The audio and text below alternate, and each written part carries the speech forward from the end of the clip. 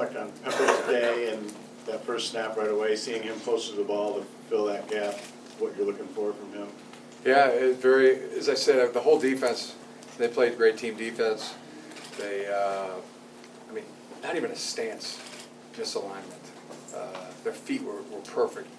And to see him, then add on with his athleticism, make tackles in the backfield, and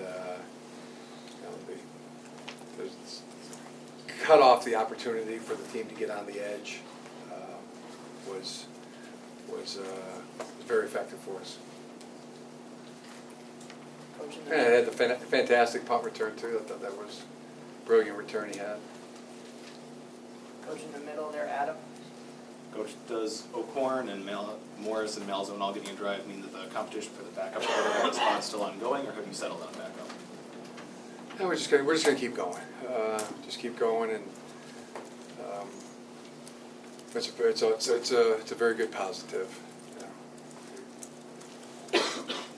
Very good positive. Front left. Some of those cliches you hear about, that if you have 3 good quarterbacks, then you don't have any good quarterbacks.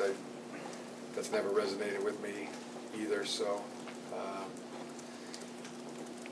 they'll just continue to keep going, keep having at it, and they've all commented how good it's been, how beneficial it's been. That there's so many people in the mix. I mean, there's people pushing Wilton. There's people pushing John. There's people pushing Shane, and they're pushing each other. And it's like, I mean, they're just pushing each other higher. They've all commented on how good that's been. And again, I think that showed today.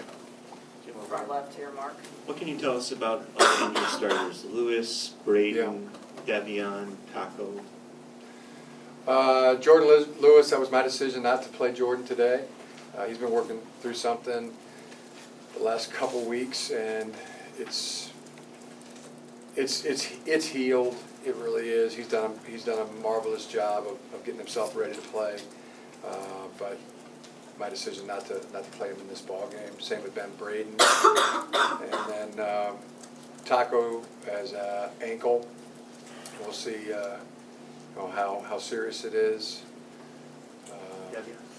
Devion, talked to him after the game. He said he's fine. His ribs were bruised up a little bit, but he said he was okay. And Monet will get an MRI tonight and see where he stands. We'll get an MRI, I said. What about Mo? Oh, Mo Hurst is same status, very close to playing. My decision to not play him in this game. I'll make sure that he's completely healed up, and he should be by next week. Same with Jordan. Our last question, we're going to go back. Now I really want to talk about the secondary play. Was outstanding. The coverage was tight.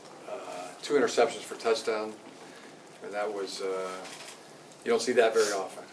So I don't think I've been a part of that in a game except for just once. So that was really impressive.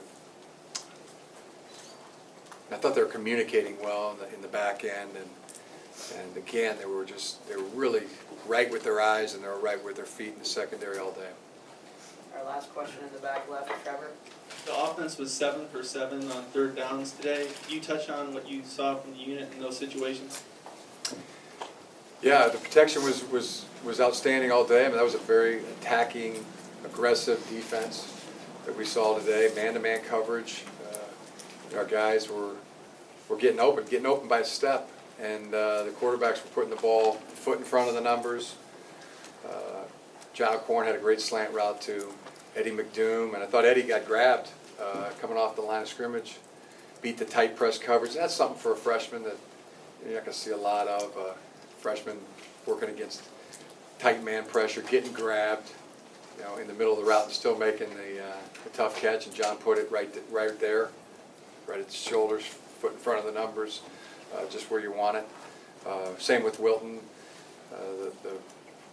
The chemistry between the receivers and the quarterbacks I thought was outstanding today, and the protection was really good.